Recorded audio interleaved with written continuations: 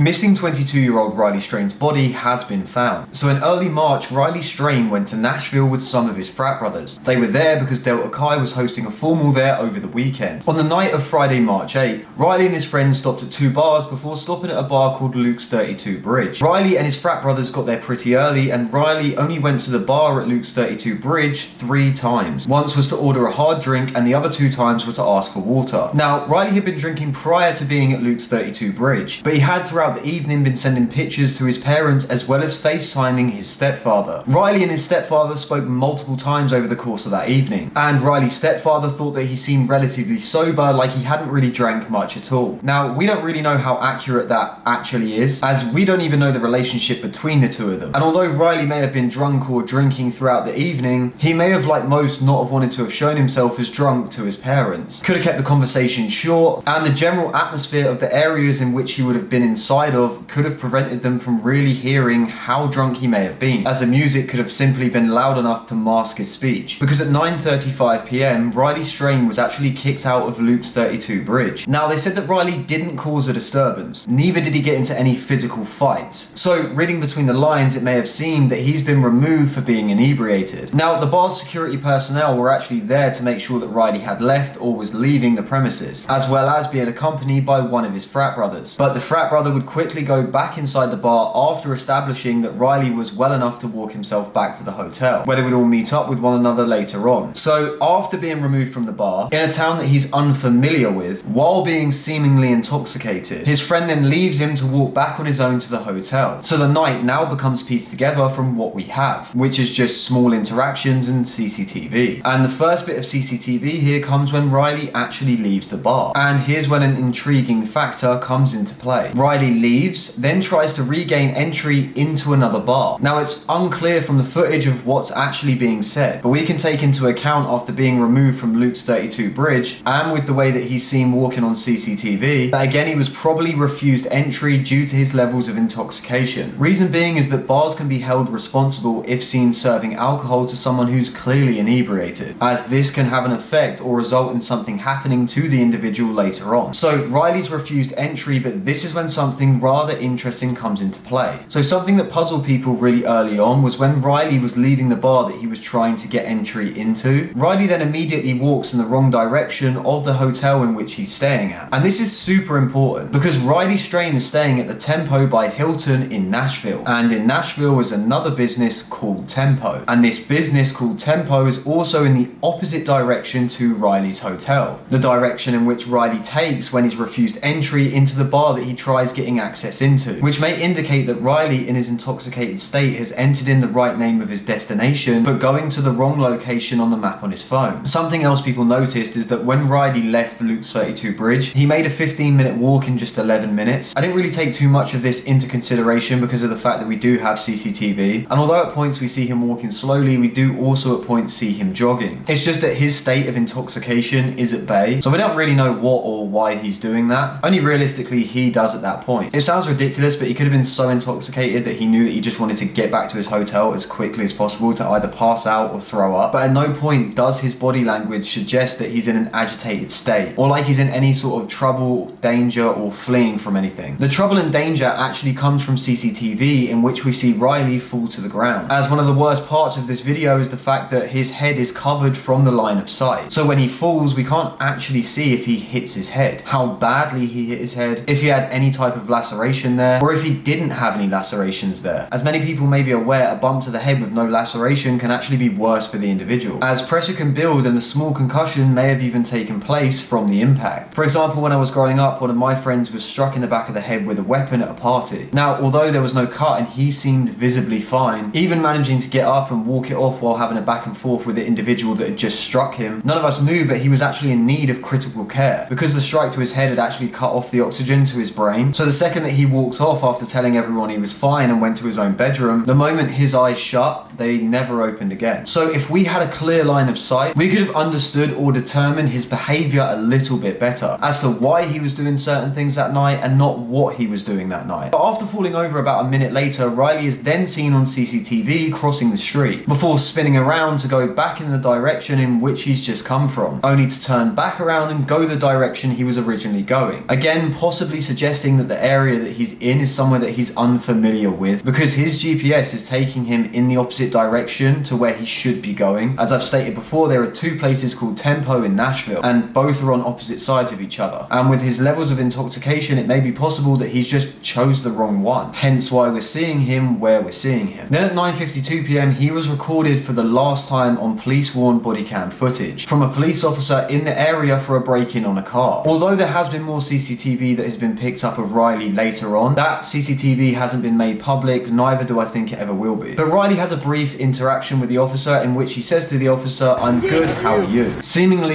as if he's not too drunk like we've seen in the CCTV footage from before. But a young individual who sees law enforcement, and although he hasn't done anything wrong and is actually in need of help himself to get to the location in which he's trying to get to, he just keeps the conversation brief and short, as to not get himself in any trouble or not seem overly drunk to the officer, as that could just be the type of individual that he is, one that doesn't like to cause trouble, neither be in the way of it. So simply just interacts and then continues to walk in the direction in which he was going anyway. But this interaction takes place on Gay Street in Nashville, which runs right alongside the Cumberland River. Now, we don't know exactly what happens after this. There are some reports that Riley was spotted near a homeless encampment, and we don't know what time this is, but the encampment isn't too far from Gay Street or the Cumberland River. But apparently Riley was actually heard falling down drunk at this point and making quite a lot of noise, even waking up the people sleeping in their tents, which is also another key point here, because on the 18th of March, 10 days into the search for rileystrain, his bank card is found near that river inside some bushes. Now, his wallet wasn't, just a singular bank card found by two TikTokers, sparking mass confusion because it was clear at this point that something bad had happened to Riley. But what had happened to Riley just wasn't known. What else was pretty bad about this is that the live stream got to the parents of rileystrain before the police could. So they found out through them before the police could support them in the next steps in moving forward. But in the multiple times that Riley falls down drunk, in which he actually happens to wake up the homeless people sleeping in the tents, is exactly when his wallet could have fallen out. And one of the homeless may have got this, threw the contents out that they didn't really need and just kept the rest, unaware that the wallet that they were holding was that of rileystrain's, who was soon to become a missing person, or at this stage was potentially already a missing person. And due to them being homeless without much news coverage, may have just been completely unaware to who rileystrain even was, looked for things like cash inside of the wallet and threw the rest of it out. Or Riley could have potentially not even put his bank card back into his wallet that night. He may have, while he was out, just put it into one of his pockets, separately from the wallet, having it come loose when Riley was in the water, resulting in it being found where it was days later. But again, after this, Riley was seen at some point by a couple, possibly even at the homeless encampment, to which the woman asked Riley if he'd be driving that night, to which he replied, "No madam," with her husband even stating that he'd never seen anyone that intoxicated. So once they saw, to their knowledge, just a drunk tourist in the area, they kind of just left him to it until he left the area. They had no indication that he was lost, in trouble, or was about to potentially become declared a missing person just hours later. When Riley wasn't found at his hotel, his frat brothers spent several hours trying to locate Riley before they got the police involved, even having one of his friends try and check Snapchat to get the location of where Riley could have potentially been. And he would have done this through Snapchat maps, but for whatever reason, Riley's location was not able to be located, so they couldn't find him. He also hadn't answered any calls or texts from his friends, with it then becoming known that Riley's phone had enough battery in it to last him till morning. So his phone hadn't died from loss of battery. But if Riley had entered the water at any stage of that night with his phone in his pocket, the water can cause the phone to short circuit, or the water has damaged or corroded some internal components and compromised the circuit, which obviously damaged the memory and storage of the phone, making that phone go completely dark, which is what we've unfortunately more than likely seen here. Once the police and investigation teams were involved in searching, days would go by without any breaks, with nothing coming forward and little information on the possibilities of where rileystrain could be, causing concern with people theorizing all sorts of things into the mix. The family of rileystrain would too come forward with their frustrations about the case, because they felt like they were being left in the dark, sparking more concern from the public about the efforts in which the police were actually taking. The thing is though, we now have a rough idea of what may have happened to rileystrain due to the discovery of his body, but the police have taken a lot of stick for this. The difference is that they're piecing together a version of events where the variables are all out of their control, and it's not exactly a direct, straight story like we kind of have built now as it is to them early on. One piece of information can veer them or anyone into the complete wrong direction, and any wrong direction consumes time, which at that point the police did not have. And it's also hard when a family tries to get involved into the investigation. Because it's their son, for example, they'll jump into every single lead or follow every single tip that they possibly can in the efforts to try and find their son. And this can actually prove as problematic for investigators in a